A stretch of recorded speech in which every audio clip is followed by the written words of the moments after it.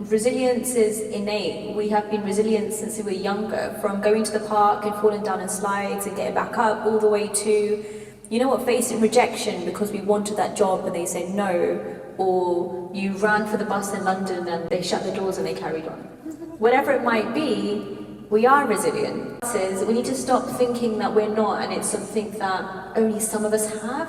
We all have the muscle, we just need to strengthen it. That could be doing anything from daily rejection therapy, which might just be going to a prep and smiling and see if they want to give you a freebie coffee, all the way to DMing that person that you're really interested in and seeing what the feedback might be.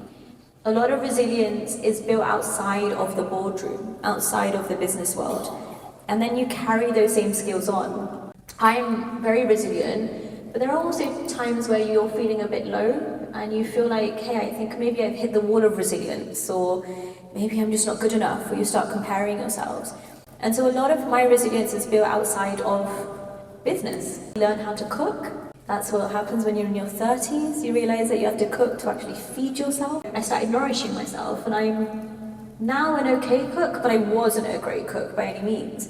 And my resilience was built by going on Pinterest and finding recipes that I like, spending time allocating the ingredients in Waitrose, finding a nice playlist and building recipes and then making my friends and family eat it, and some of them were terrible. I tried to make Reese's peanut butters with coconut oil and it just tasted like having a spoonful of coconut oil.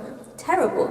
But the point I'm trying to make is that it made me more resilient. I wasn't thinking, oh, if I'm not going to get this recipe, I'm not going to try again. I just thought, we'll try again until something works out. And so in that same way, you show up to the world of business and you send that email and the first one might not work, but the 10th time it might work. You show up to events like this and you put your hand up and ask a question, you might not get chosen, but you try again. Or you go to an investor and you pitch, or you go to a client and you say, do you want to work with me?